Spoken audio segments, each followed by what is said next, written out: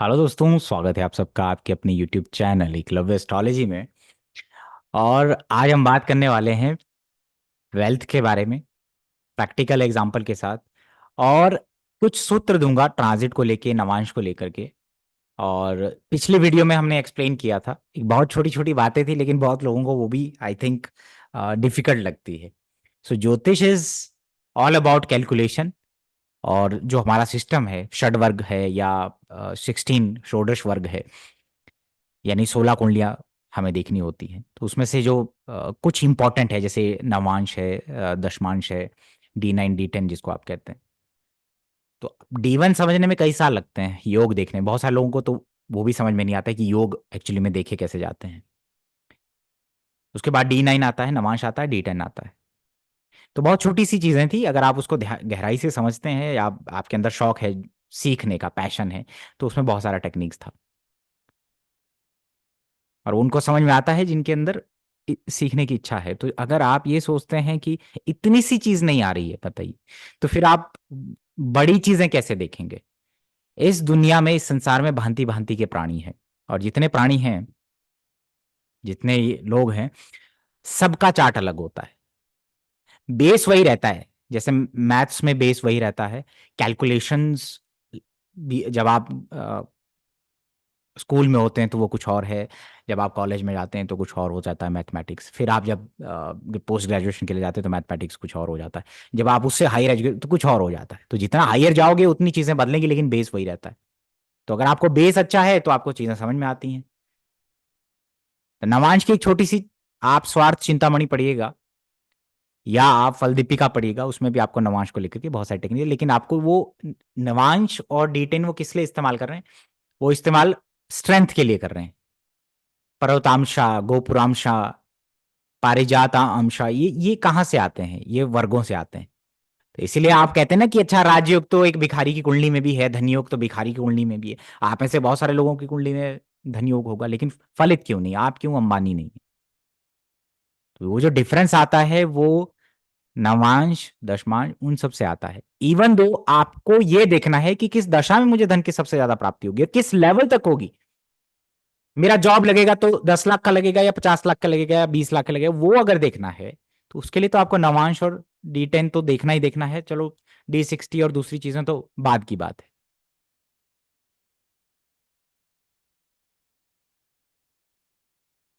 तो जो इंटेंसिटी है उससे पता चलती है, उसमें हमने जिक्र किया था कि चंद्रमा से सेकंड लॉर्ड और लगन से सेकंड लॉर्ड, यानी कि द्वितीय भाव का स्वामी बड़ा इंपॉर्टेंट होता है।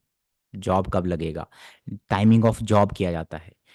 जेमस्टोन कब खरीदता है आदमी, ज्वेलरी कब खरीद रहा है, कब उसको रिसोर्सेज प्राप्त हो रहे हैं, कब उसको इनहेरिटेंस प्राप्त हो रहे हैं। रिसोर्सेज का मतलब ये नहीं है कि आप नहीं कमाते, आपके कमाने वाला ही पैसे की बात हो रही। कमाने वाला पैसा भी एक अलग है, और एक और है कि आपको कुछ सोर्स ऑफ इनकम बन गया, मदर के थ्रू बन गया, पिता के थ्रू बन गया, या किसी और के थ्रू बन गया। ये कब बनता है, उसकी जिक्र हुआ था। हमने जिक्र किया था कि केंद्र त्रिकोण, देखिए, केंद्र विष्णु स्थान है और त्रिकोण लक्ष्मी स्थान है।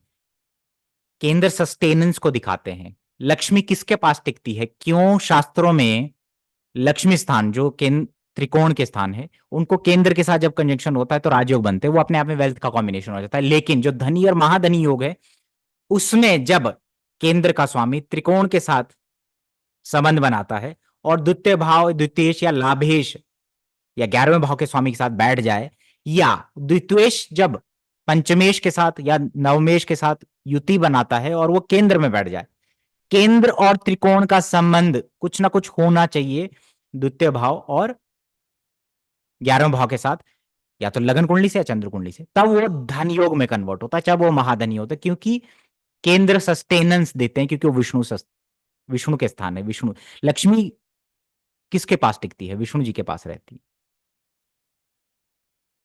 इसीलिए केंद्र इंपॉर्टेंट है धन योग में।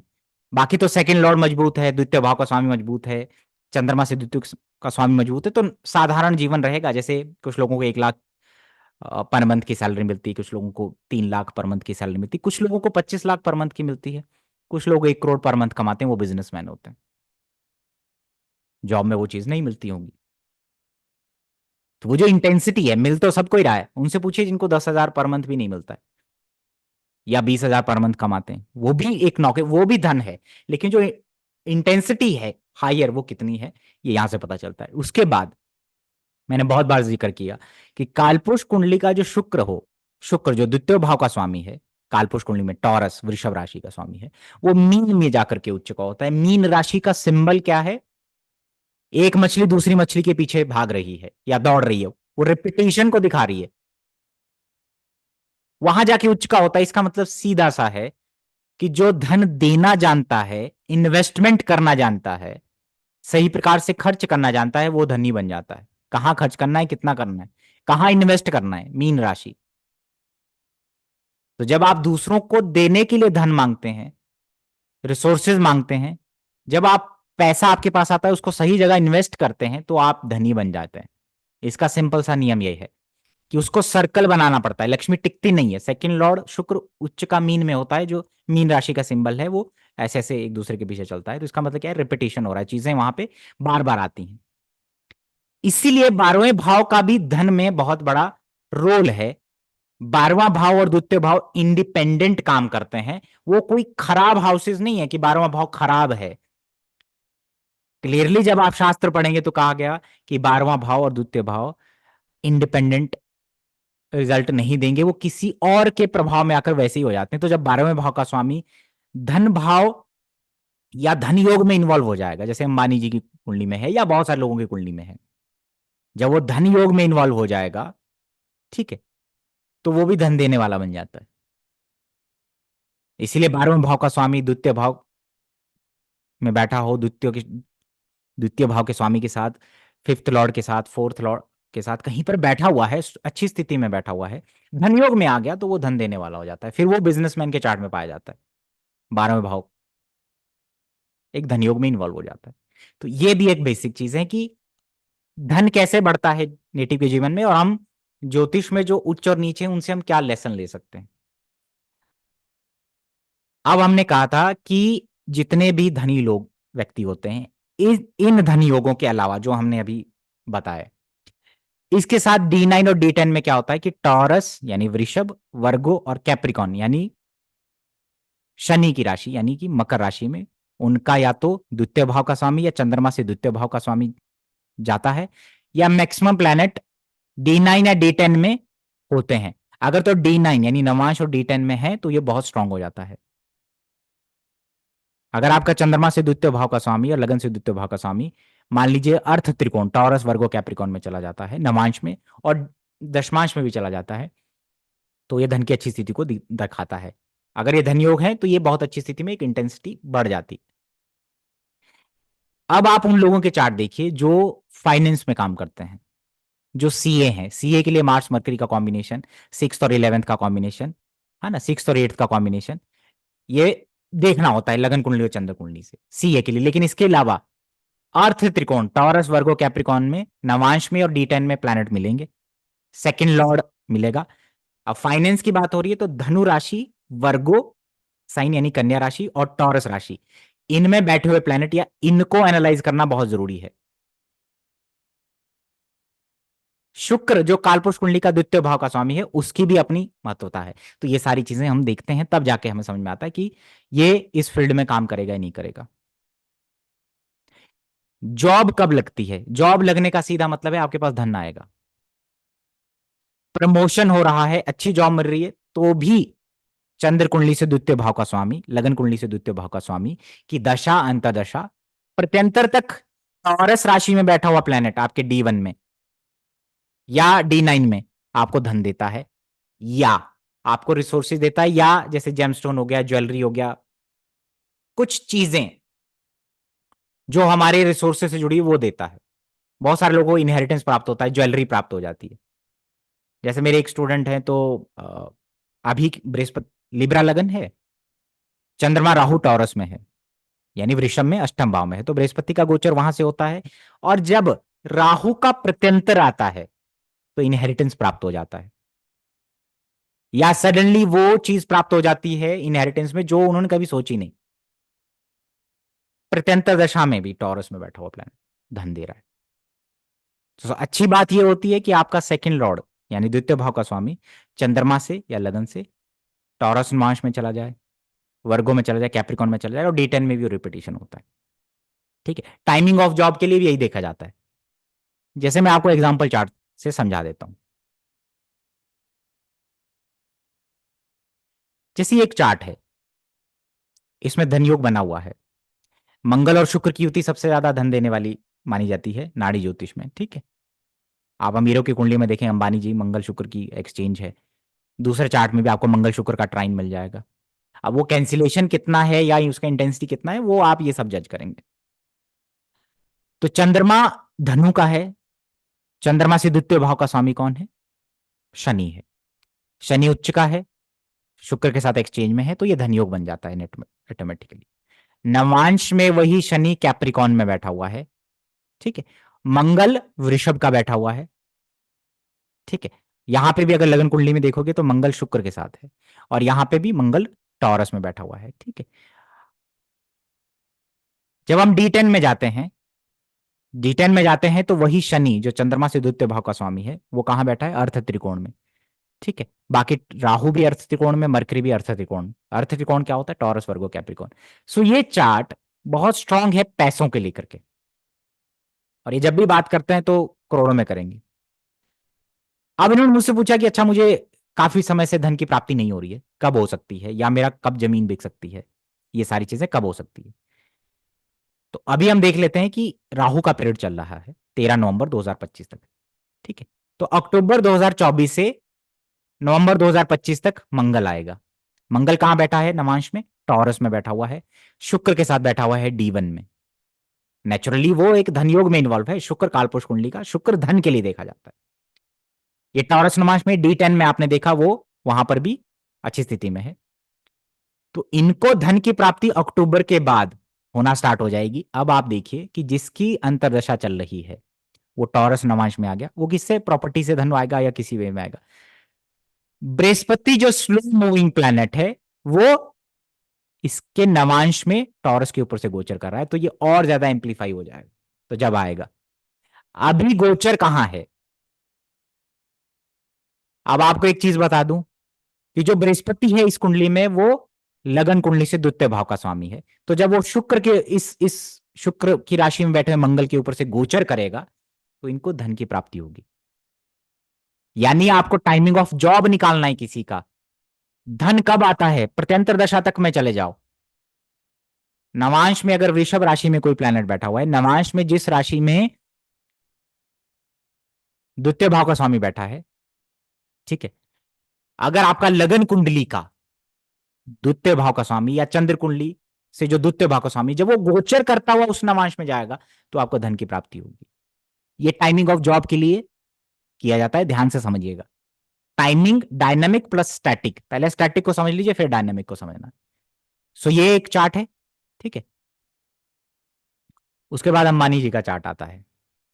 राहु के पीरियड में सबसे ज्यादा सक्सेस प्राप्त होता है। ठीक है, 12th लॉर्ड, 9th लॉर्ड और सेकंड लॉर्ड के साथ बैठा हुआ है जो कि शुक्र है। मंगल शुक्र का परिवर्तन योग है। बहुत सारी चीजें हैं जो हम डिस्कस नहीं करेंगे। वर्गो लगन है ऑथेंटिक। ये बिलियनर, एक जो बिलियनियर है उनसे, जिनके साथ इनके अच्छे संबंध है, उनसे लिया हुआ डिटेल से चार्ट बनता है। ठीक है, चंद्र कुंडली से कौन बनता है? द्वितीय भाव का स्वामी शनि बनता है। नवांश में शनि कहां है? कैप्रिकॉन का बैठा हुआ है। ठीक है, अब आप देखेंगे कि इनकी राहु की दशा 2002 से स्टार्ट होती है और 2020 तक रहती है। ठीक है, राहु कहां पर है? एक तो द्वितीय भाव में बैठा हुआ है तो ये द्वितीय के रिजल्ट देगा। नवांश में वो टॉरस नवांश में चला गया। कहां चला गया? टॉरस नवांश में। इसीलिए वो राहु के पीरियड में धनी बनते हैं। तो जो लोग ये कहते हैं ना कि राहु धनी बनाता है, राहु धनी बनाता है, ऐसे नहीं बनाता है धनी। ठीक है, ऐसे नहीं बनाता है धनी। ये कंडीशंस फुलफिल होनी चाहिए।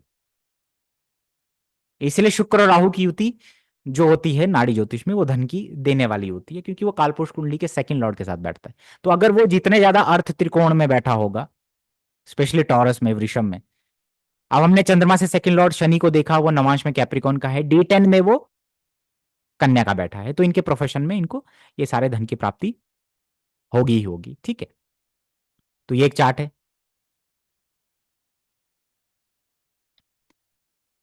अब ये एक कंसल्टेशन है जो मैंने किया था। सवाल ये था कि मेरी जॉब कब लगेगी। मैंने सीए पढ़ा है, मैंने सीएफए किया है, जो लोग अकाउंटेंसी और फाइनेंस में पढ़ाई करते हैं। क्लियरली विजिबल है, मरकरी वीनस कैप्रिकॉन कन्या का है। सेकंड लॉर्ड कन्या का बैठा हुआ है, जुपिटर सैटर्न टॉरस में है। सो ये पैसा तो नेचुरली है, इस कुंडली में बहुत पैसा है। सेकंड लॉर्ड अर्थी साइन में बैठा, ध्यान से देखिए मैं कंटिन्यू कहां से कर रहा हूं। सेकंड लॉर्ड अर्थी साइन में बैठा हुआ है और शुक्र नीच का है। नीच भंग तो है ही। शुक्र नीच का क्यों अच्छा धन देता है? क्योंकि वो कालपुरुष कुंडली का द्वितीय भाव का स्वामी है और वो अर्थी साइन में चला जाता है, जो अर्थ त्रिकोण है। ओरिएंटेशन देखना हो ना जीवन में, ओरिएंटेशन आदमी का किस तरफ है, तो अर्थ त्रिकोण जितने ज्यादा स्ट्रांग होंगे D1 D9 D10 में, उतना ज्यादा धन की प्राप्ति होती है। उतना आदमी का ओरिएंटेशन उस तरफ होता है, पैसे की बात, पैसा, ये सब चीजें इन्वॉल्व रहता है। जितना ज्यादा मोक्ष त्रिकोण में प्लैनेट होते उतने ज्यादा त्याग और देने की भावना आती है। ठीक है। तो यहां पे अगर हम देखते हैं, लगन कुंडली से सेकंड लॉर्ड तो अर्थ त्रिकोण में बैठा हुआ है, अर्थ त्रिकोण की राशि में है। अच्छा धन योग बना दिया, नेचुरली बना दिया। चंद्रमा से सेकंड लॉर्ड किस नवांश में जाता है? वर्गो नवांश में जाता है। ये एक सीए की कुंडली है, चार्टर्ड अकाउंटेंट की कुंडली है। अकाउंटेंसी सीएफए जो लोग करते हैं उसकी कुंडली है। जुपिटर सैटर्न टॉरस में है, सेकंड लॉर्ड लगन में बैठा हुआ है, तो इस वजह से वो प्रोफेशन में भी आता है। ठीक है। ये D10 में है। ठीक है। अब D9 की अगर मैं बात करूं, D9 में मार्स मरकरी टॉरस में है। ठीक है, मार्स मरकरी टॉरस में है। चंद्रमा से सेकंड लॉर्ड टॉरस में चला गया, वृषभ नवांश में चला गया, और D10 में वो कन्या में चला गया। अर्थ त्रिकोण रिपीट हो रहा है। अब ये व्यक्ति मेरे पास आते हैं और पूछते हैं कि मेरी जॉब कर ले। मैं तो मैंने कहा जुपिटर का ट्रांजिट जब टॉरस में आएगा तो आपको धन की प्राप्ति हो जाएगी, अच्छा जॉब भी मिलेगा और काफी अच्छा धन कमाओगे। तो 30 अप्रैल को बृहस्पति का गोचर हो जाता है, तो ये कहने लगे हैं कि मेरे तो जॉब ही नहीं लग रहा है, ऐसा नहीं। मैंने कहा थोड़ी शांति रखिए, ठीक, लग जाएगा, जुलाई से अगस्त के आसपास लग जाएगा। तो अभी जस्ट जुलाई में इनको एक बहुत अच्छी जॉब मिली है। ये फ्री में कहीं काम कर रहे थे, एज अ एक्सपीरियंस के लिए काम कर रहे थे, लेकिन सडनली जॉब मिला। अब देखिए मरकरी का पीरियड है, मरकरी तो चलिए 10th लॉर्ड है, सेकंड लॉर्ड के साथ बैठा हुआ है, नीच भंग में है, तो मरकरी का पीरियड इस व्यक्ति के जीवन में बहुत अच्छा रहेगा, क्योंकि वो दशम भाव का स्वामी है। सेकंड लॉर्ड के साथ बैठा और लगन में बैठ गया, सेकंड लॉर्ड के साथ वो नीच भंग में भी इन्वॉल्व है।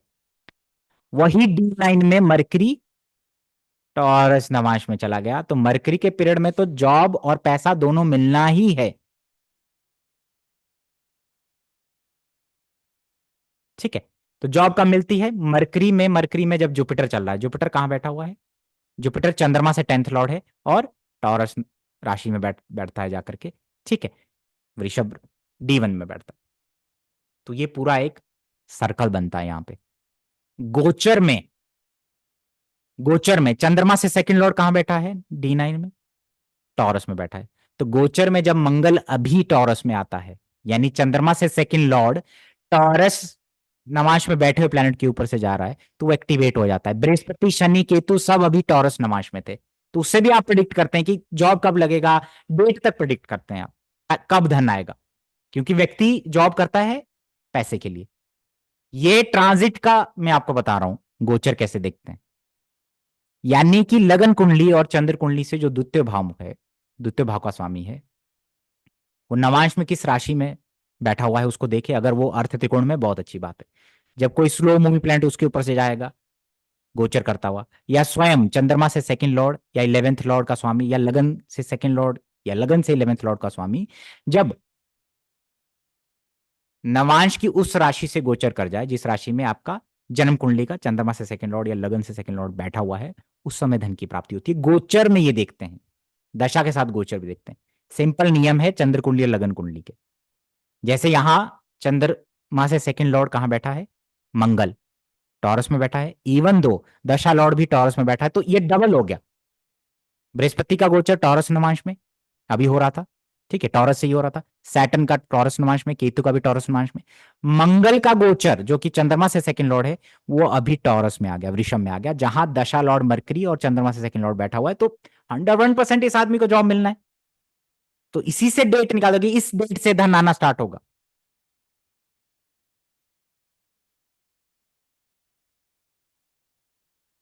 मंगल अभी वृषभ में जाने वाला है, जा चुका है सॉरी। तो इस प्रकार से धन देखते हैं। ये एक सीए का चार्ट है। तो आप बहुत सारे ऐसे लोग जो फाइनेंसिस में काम करते हैं उनके चार्ट में आप देखते हैं कि उनके D10 या D9 में शुक्र बृहस्पति के साथ या धनु राशि में बैठा होता है, ठीक है, क्योंकि धनु राशि भी फाइनेंस की राशि है, ठीक है। तो जितना आप देखेंगे सर्च करेंगे उतना आपको चीजें समझ में आएंगी।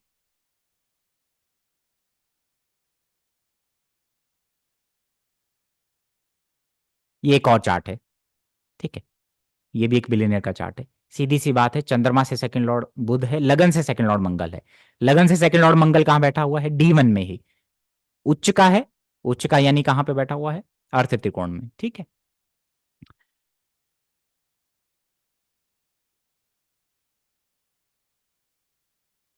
वही D9 में जाकर के कहां बैठ जाता है? अगर आपका चंद्रमा से सेकंड लॉर्ड कैप्रिकॉन नवांश में चला जाता है, ठीक है, कैप्रिकॉन नवांश में चला जाता है, तो वो और ज्यादा स्ट्रांग हो गया। एक तो वर्गोत्तम हो गया, और फिर दूसरा वो टॉरस, और नवांश में भी वो टॉरस में चला जाता है, D10 में भी वो टॉरस में चला जाता है, जिसकी वजह से वो, और वो राहु के साथ चला जाता है, ठीक है। अगर D10 भी देखते हैं तो और ज्यादा स्ट्रांग हो गया। यह इस तरीके से वो अपने काम में, अपने जो बिजनेस करेगा उससे धन प्राप्त करेगा, धन कमाएगा उसमें। अंबानी जी की कुंडली में क्यों राहु धन देने वाला हो गया? क्योंकि राहु द्वितीय भाव में है, फिर वो D9 में राहु टॉरस नवांश में बैठा हुआ है जाकर के, ठीक है, इसलिए वो धन देने वाला हो गया। तो आप देखें जब जॉब कब लगती है, गोचर और दशा, सारे एग्जांपल मैंने आपको बता दिए। आई होप आप में से बहुत सारे लोग समझे होंगे। इसके अलावा मैंने जिक्र किया था कि आपका सेकंड लॉर्ड जिस नवांश में जाता है, जैसे अगर आपका सेकंड लॉर्ड चंद्रमा से या लगन से एरीज नवांश में यानी मेष राशि में बैठ जाता है, तो ऐसे लोगों को क्या होता है? लॉसेस होते हैं, पैसे के सडन खर्चे होते हैं, सडनली खर्चे होते हैं, कुछ ना कुछ आदमी खोता है, ज्वेलरी खो देता है या कॉस्टली चीजें कुछ खो देता है। जब उसका दशा अंतर दशा आएगा, नए रिसोर्सेज बनाना स्टार्ट करता है, अपना पैसा बिना सोचे समझे वो खर्च करता है, तो इसलिए वो दिक्कत करता है। तो सेकंड लॉर्ड अगर एरीज नवांश में चला जाता है यानी मेष राशि में नवांश में बैठ जाता है। मैंने कहा था मीन राशि में, यानी कि प्लेनेट अगर आपका चंद्रमा से सेकंड लॉर्ड या लगन से सेकंड लॉर्ड या शुक्र आपका मीन नवांश में है, तो आप दूसरों को धन देते हैं, क्योंकि मीन त्याग की राशि है, और जितना आप दूसरों को देते हैं, जितना खर्च करते हैं दूसरों के लिए अपने लिए, उतना आपके धन का सर्कुलेशन बढ़ता है। और ऐसे लोग धनी होते हैं क्योंकि वो इन्वेस्टमेंट करते हैं, वो साथ ही साथ इन्वेस्टमेंट के लिए भी कुछ ना कुछ जोड़ रहे होते हैं। जो मीन नवांश में यानी मीन राशि में अगर चंद्रमा से सेकंड लॉर्ड या लगन से सेकंड लॉर्ड बैठा हुआ है, उसका पीरियड चल पड़े, तो आप गोल्ड खरीदेंगे इन्वेस्टमेंट पर्पज के लिए, बॉन्ड्स खरीदते हैं, शेयर मार्केट में पैसा लगाते हैं, तो जो बात का आपको रिपीट होता है। यहाँ पे जितना आप दूसरों को देते हैं, मैंने कहा था ये लोग दूसरों को खाना खिलाने वाले होते हैं, त्याग की भावना रहते हैं, खर्चा बढ़ जाता है नो डाउट, लेकिन आपको रिपीटेशन भी होगा। आप ये समझ लीजिए कि खर्चा कर रहे हैं तो धन आ रहा है। ये मीन नवांश की बात हो रही थी। मैंने कहा था अगर एक्वेरियस नवांश या स्कॉर्पियो नवांश में प्लैनेट है, तो आपको धन इनोवेशन, माइनिंग, रिसर्च, ऑकल्ट, ज्योतिष, दूसरों का धन इस्तेमाल करना, अंडरग्राउंड एक्टिविटी से कुछ धन आ सकता है। बहुत सारे एस्ट्रोलॉजर के चार्ट में एक्वेरियस या स्कॉर्पियो नवांश में, यानी कि चंद्रमा से द्वितीय भाव और लगन से द्वितीय भाव का स्वामी आपका स्कॉर्पियो या एक्वेरियस में बैठा होता है। तो आप उस वीडियो को दोबारा देखिएगा, उसमें मैंने सारे नवांश को कवर किया है, जो जिनको देखना है और समझना है। इस वीडियो में मैंने आपको बताया कि अर्थ त्रिकोण शुक्र क्यों इंपॉर्टेंट है, चंद्रमा से द्वितीय भाव का स्वामी क्यों इंपॉर्टेंट है। जैसे चंद्रमा से द्वितीय भाव का स्वामी अगर आपका सूर्य है, मान लीजिए आपका कर्क लगन है और सूर्य टॉरस नवांश में चला गया हो, तो अभी बृहस्पति वहीं से जा रहा है, तो आप क्या खरीदेंगे? जेमस्टोन्स खरीदेंगे या ज्वेलरी खरीदेंगे, ठीक है, इन्वेस्टमेंट पर्पज के लिए। कुछ कॉस्टली चीजें आप प्राप्त करते हैं, एज अ गिफ्ट भी आपको बहुत सारी चीजें मिलती हैं। अगर वो एट्थ लॉर्ड होकर बैठा हो तो और ज्यादा अच्छा है, दूसरों से प्राप्त होगा, एज अ गिफ्ट प्राप्त हो सकता है, रिसोर्सेज सडन गेन ये होगा। अगर 12वें भाव का स्वामी टॉरस नवांश में है, तो जब उसकी दशांतर दशा आएगी तो भी खर्चे होंगे, इन्वेस्टमेंट होगा। इस तरीके से नवांश को देखा जाता है। सो ये बहुत बेसिक है। बहुत सारे लोग बात करते हैं कि मैं D2 की बात करूं, होरा की बात करूं, पहले D1 और D9 समझ लिए, होरा बहुत आगे की चीज है। इसके अलावा आप में से जो लोग कोर्स करना चाहते हैं एकलव्य एस्ट्रोलॉजी में, आपका मोस्ट वेलकम है। कोर्स स्टार्ट हो रहा है 29 जुलाई से, जिसमें आप बहुत सारे ऐसी चीजें सीखेंगे जो आपको क्लैरिटी देंगे कि एक्चुअली में ज्योतिष कैसे काम करता है। किसी रेमेडी से धन प्राप्त नहीं होता है ज्योतिष में, किसी रेमेडी से जॉब जल्दी नहीं लगती है। ठीक है, रेमेडी आपको धन तक पहुंचा सकती है या उस दशा तक सरवाइव करवा सकती है जब उसकी दशा आएगी। ठीक है, रेमेडी क्या होती है कि मेरे पास धन नहीं टिक रहा है, क्यों नहीं टिक रहा है, तो मैं रेमेडी उसको दे सकता हूं कि आप सस्टेन कैसे करना है। आने का वो अपने आप आता है जब आता है, जिसके धन योग होता है। वरना ज्योतिषी अंबानी की जगह अमीर होते, रेमेडी कर लेते, धन ही धन आ रहा है। दशा चाहिए, गोचर चाहिए। ज्योतिष की दुनिया में जब आते हैं तो बाहर की दुनिया को छोड़ दीजिए, ज्योतिष की दुनिया में दशा गोचर काम करता है। ठीक है, जॉब अपने समय पे मिलती है, रिसोर्सेज अपने समय पे आते हैं, उसमें कोई ज्योतिष का रेमेडी आपको जल्दी नहीं ला सकता है। रेमेडी को समझिए, हर चीज का रेमेडी नहीं होता है, हर चीज फिक्स नहीं की जा सकती है, कुछ चीजें स्थिर होती हैं। ठीक है, चलिए मिलते हैं आपसे। प्रणाम।